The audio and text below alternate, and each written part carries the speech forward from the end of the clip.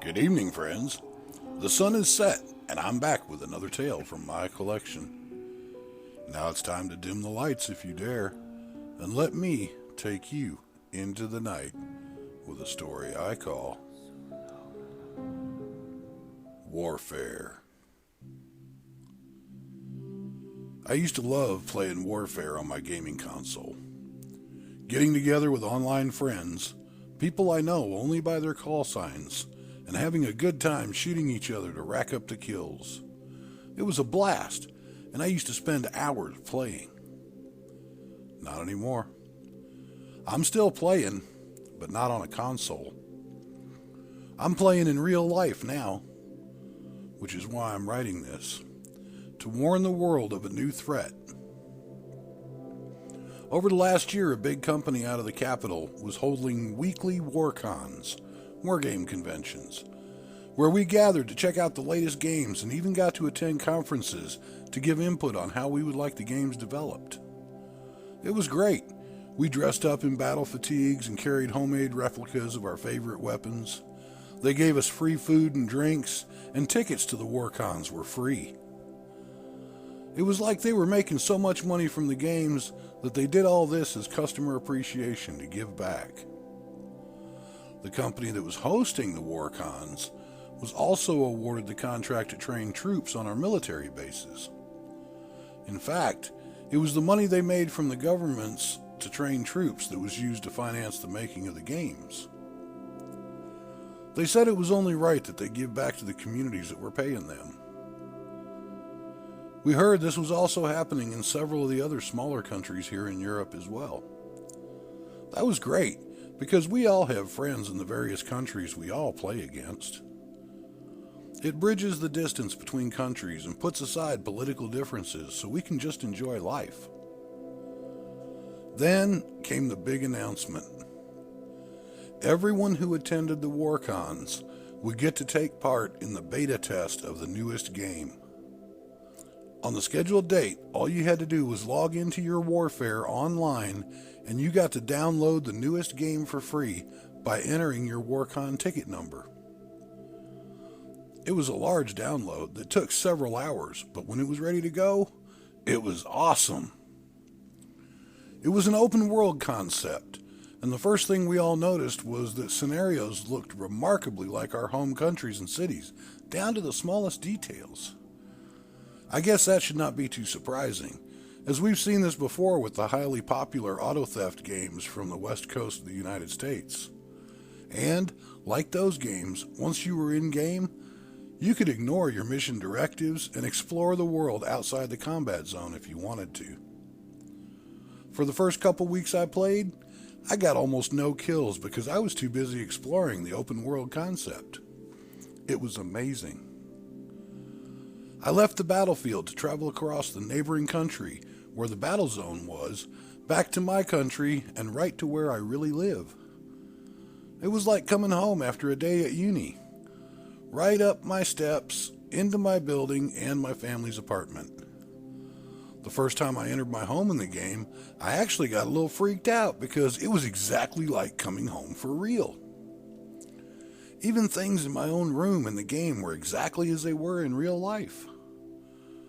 At one point, I looked away from the monitor screen to look around the room and do a comparison. The only thing that was different was I was not sitting at the desk playing the game and the monitor was dark. I had to leave the game at that point due to anxiety.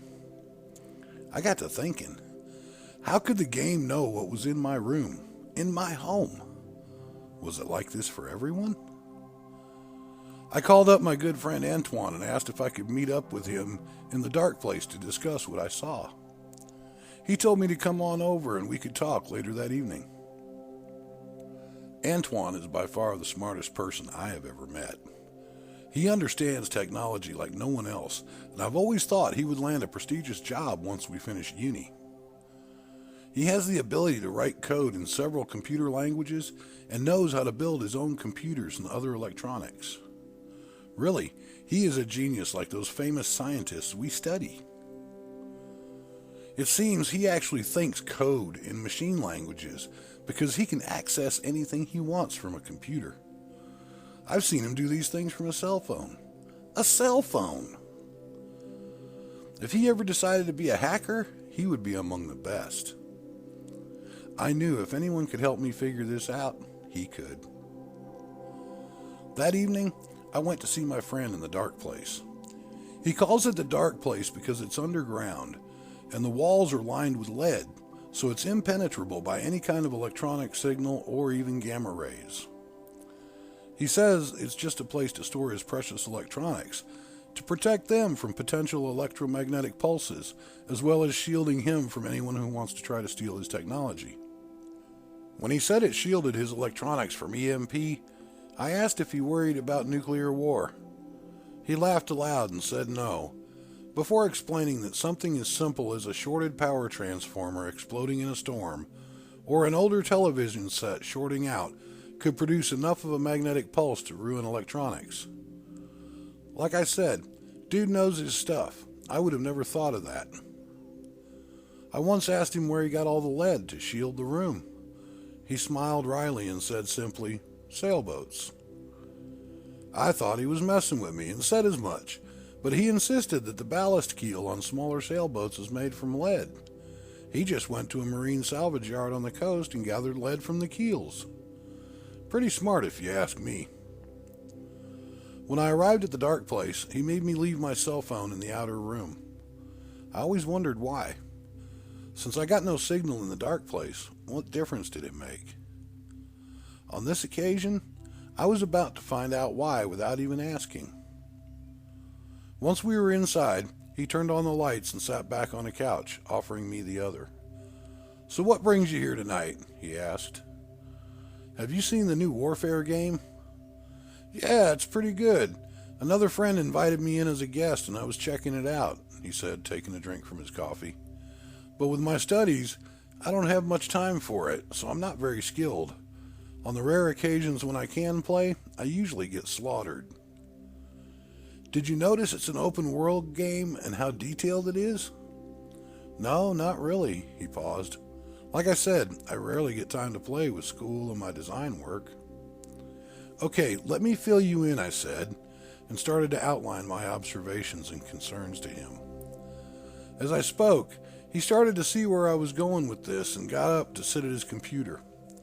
Before I even finished, he had opened up a program and took a cell phone out of a drawer.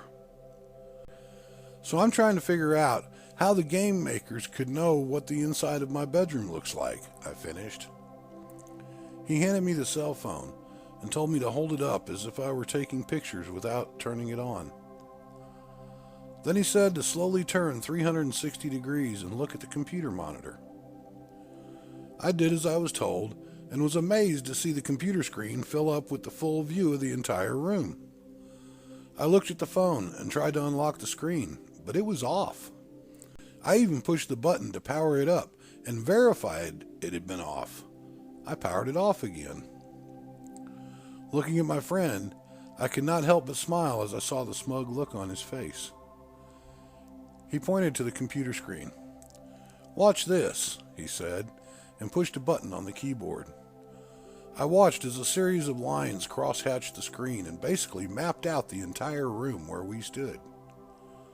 I did not know this could be done. As you see, it is relatively simple to take what the camera of a phone sees and map out the location, he began. All a hacker needs is the identity number from the SIM chip in your phone, and he can hack it, even when it's off. Today's technology is scary, I said, sitting down. No wonder you always make me leave my cell phone in the other room. Precisely, he said. And you know what's worse? The RAM in the newer cell phone is so large that your phone stores everything it sees and hears continuously between downloads. So if the phone enters a no signal zone like this, it will just hold the data until it has signal again. And those downloads also have your GPS location, even if you have tracking turned off. Then what's the purpose of turning tracking off, I asked, if it knows and will send it out anyway? Basically to give you a false sense of security, and it actually just turns off public access to your location. Just like your computer does not give everyone you interact with your IP address, but the server and host still know your IP? The things he showed me that evening blew my mind, but it was nothing compared to what happened next. I woke at 4 in the morning a couple days later and got up to get dressed. I had no idea why I was up and getting dressed, as I did not want to, but my body ignored me when I tried to go back to bed. It was like someone else was controlling my body and I was just there for the ride. I was fully aware, but could not speak nor control anything my body was doing. Once I was dressed, I left my room and headed toward the front door to leave. My mother poked her head out and asked where I was going so early, but despite my desire to, I did not even acknowledge her presence. Once out of the house, I turned and took the stairs to the roof. There were others on the roof and on other roofs around me. I recognized them as my neighbors, who I had played the game and attended the war cons with. Each of us moved to a pile of crates on the roof and started to unpack them. When I found one with my name, I took it and moved away from the others who were doing the same. The crate contained an assortment of military gear and weapons. I found myself wondering where this came from, but could only watch as my body prepared. I slipped on a thick plate carrier, complete with ceramic plates, then a load-bearing equipment harness with ammo pouches, a knife sheath with knife, and a shoulder holster with sidearm. Next, I donned a Kevlar battle helmet, complete with camera and face shield. And finally, my hands wrapped around an AK-74 assault rifle. With practiced moves, my hands loaded the rifle and chambered a round, despite my never having actually touched a weapon except in a video game. I was ready. But for what? The sound of a siren broke the stillness of the night, and I rushed to the edge of the roof with the others in time to see a police car pulling up in front of my building. 2 officers got out and ran into the building, emerging moments later, now dragging my neighbor out to the street. He was another college student like myself who played the warfare game. As they prepared to handcuff him, I heard 2 rifle shots almost simultaneously and saw the officers fall. The man they were trying to apprehend quickly ran into the building and emerged moments later on the roof with us. He found his crate and quickly donned his gear. Then we were moving as a pack into the stairwell to spill onto the street below with all the others from other buildings around us. We were going somewhere as a group, and I wondered if the others lacked control of themselves as I did. We formed 2 lines on the sidewalk and began to jog in unison toward the downtown area. There were several other people on the streets in the early twilight, but we paid them no mind. A milkman and a newspaper delivery truck passed us by, slowing to observe, but we did not falter from our objective. I wondered where we were going and what we would do once we got there. It was almost like a dream in that I could see and feel everything, but I had no control. The early morning chill tugged at my ears, but I could not turn up my collar to protect them. It was all out of my control. We arrived in front of the city building where City Hall, the courts, police station, and the city jail were located. Stopping at the base of the steps, we fanned across them in 2 lines and proceeded to walk up to the doors. As we approached, 2 men pushed forward to hold the doors open as we stacked up and followed each other inside. 2 officers manning the metal detector in the lobby stood to stop us, hands reaching for their sidearms, but they were quickly shot down.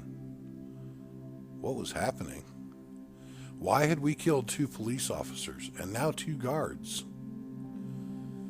There was no time for questions now, as my hands unslung the weapon and held it at the ready. We were splitting up into small 3-man groups and moving through the building. The rooms we swept were all empty, but I heard several gunshots from other areas on this floor. As we moved toward the stairs to ascend, I saw 2 of the men disable the elevators before joining us. The second floor contained the hallway to the entry of the police station. It was sealed by large glass doors with a card reader entry. 2 men remained to guard these doors while the rest of us swept the second floor. Once it was determined the floor was clear, we returned to the entrance of the police station.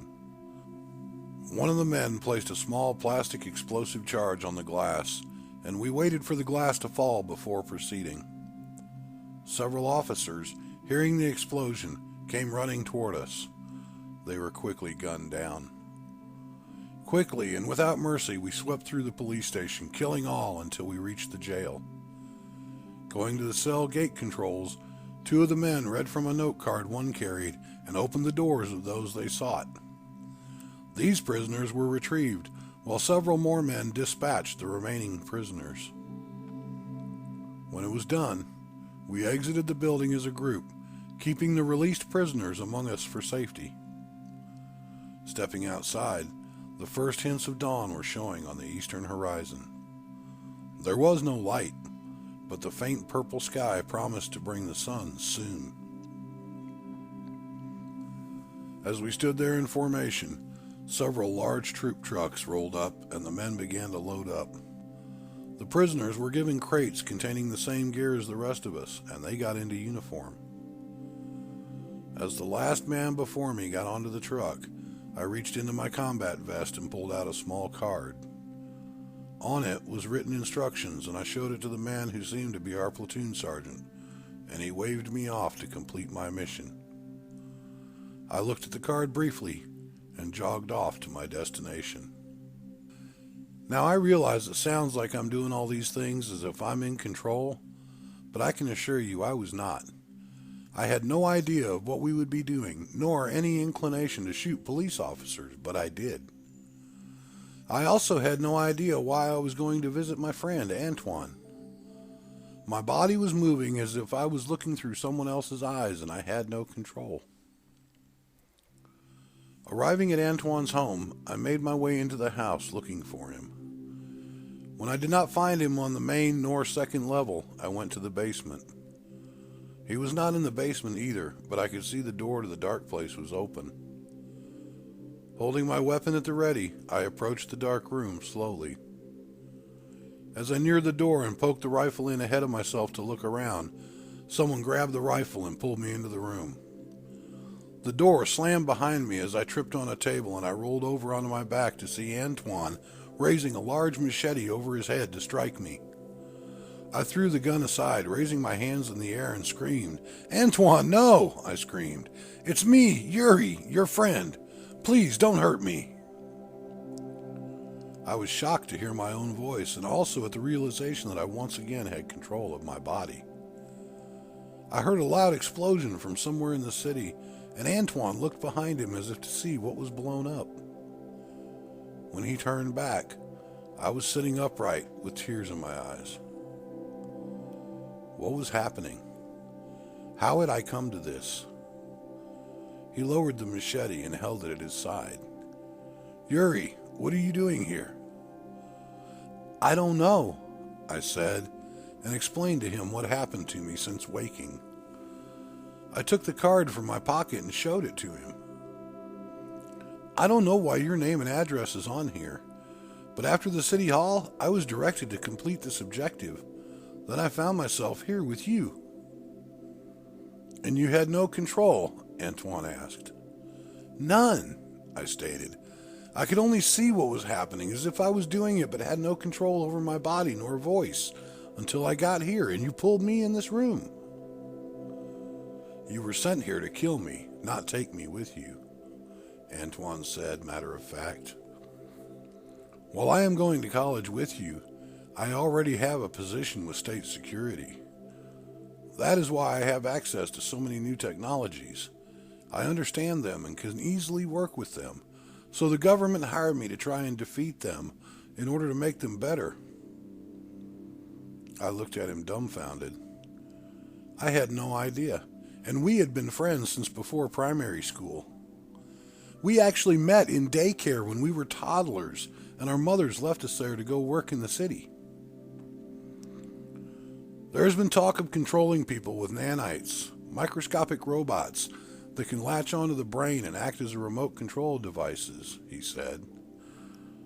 We see it in the movies and science fiction magazines, and there are actually nanites that are used for medicinal purposes, but they can control nothing. They simply facilitate healing. This is amazing. Not so amazing, my friend, I interjected. I was danced all around the city this morning like a puppet on strings, shooting guns and going places without knowing why. He got on his computer and pulled up the city cameras. We could see groups of people fighting in the streets, and it looked like war had come to our city. At the airport, we saw several large groups of people just standing in formations like zombies. They were not talking or looking around. They just stood still, looking straight ahead. Then we saw a sleek black jet arrive. The men on the jet were talking and seemed to be in control of their own bodies. There they are, Antoine said. There are your puppet masters. At least the field operatives. We watched as they moved through the air terminal to approach the men standing outside in groups. They spoke to the groups for a moment before moving off to get into a large black SUV and drive off. The groups turned and followed the truck at a steady jog. He turned to me. I don't understand what their objectives are, but obviously they are taking control of our country. We have to free our countrymen in order to stop this. Will you help me? Well, of course. What can I do? He turned on a game console and started the warfare game. Log into your account so I can hack the system. I did as he said and watched as he brought up a battlefield with our city. Looking at the players roster, there were several hundred players, including myself, listed there. My status was listed as MIA. It cannot see you because you're here in the dark room, he said. The signal from the satellites cannot breach this room, and therefore you are not under control. Give me a minute to see if I can hack your account and lock out your remote user without him knowing. If I can, I may be able to wrest control of you and the others and set you free. I watched as the monitor next to the one with the game screen showed black screen with computer programming scrolling upward. He typed furiously for several moments, then the scrolling stopped and he sat back triumphantly. Okay, I have your controls and your user is locked out. But he does not know it as he still sees your MIA status. He paused. I need to run a test. Getting up from his chair, he grabbed a piece of rope from a box near the door and came over to me. Give me your hands, he said, reaching to me. I reached out both hands and he began to tie them together. I'm going to open the door in a moment and have you step out, he smiled. I have the rope on you, so I may pull you back if I lose control. I don't know what will happen when you step out because the satellite may try to gain control. It should not, but I don't want to take any chances. Okay, start walking out the door. He turned from me and opened the door. When he did, my status on the screen stopped saying MIA and switched to online. As I walked toward the door, he sat at the computer with the rope tied to his wrist. As I stepped through the doorway, I could feel a kind of tingling sensation in my head as the nanites, or whatever they were, became active with the computer signals. I tried to speak, but could not. I tried to turn and look back at my friend, but I could not. The game had control once again. Then I was turning. Once facing him, I saw him move the game controller and I raised my right foot off the floor. Then I began to bounce from one foot to the other as I flapped my wings like a chicken. I tried to protest, but I could not. This is amazing, he said. I have complete control and can make you do anything I want to. Wait, what is this? He stared intently at the screen and started to type furiously as the computer programming began to change on the screen. They are trying to kick me out of the system, he said and looked at me. Come back into the room. I tried to walk into the room, but I could not. Oh yeah, he said. I forgot I have control. He manipulated the game controller and I began to walk back into the room. Just as I reached the threshold, The tingling in my head increased, and I stopped. "Damn it," he said, and stood to jerk me into the room with the rope. As soon as I crossed the threshold, the tingling stopped, and I turned to close the door. I could feel I had control once again. "I do not like that," I said sternly. "I do not like being controlled against my will, and I bet the others don't like it either. We have to figure out a way to disable this for everyone." Yes, Anton said and looked at the screen. "I cannot get back in to control your account anymore. They've locked me out and I can't find access to you or the others." "I don't want to stay like this, and I sure don't want to stay in this room forever," I stated. "Okay, let me think," he said and sat back in the chair with his eyes closed for several moments. "I have an idea." Going to his workbench, he opened a drawer and took out a large plastic ring.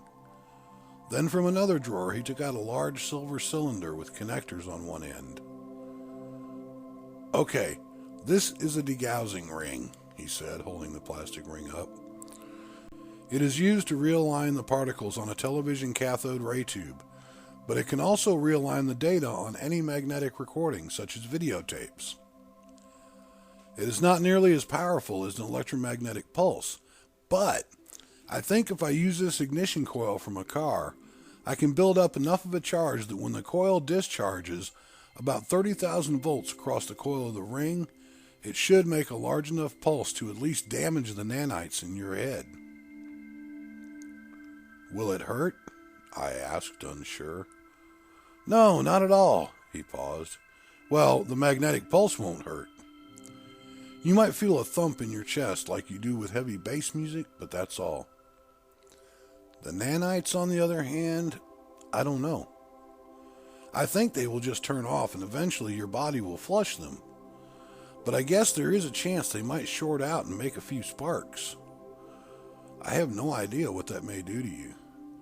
It might just feel like mild electric shocks stimulating your brain, or they might vaporize instantaneously. I think it is possible that they could cause some damage depending on how they react."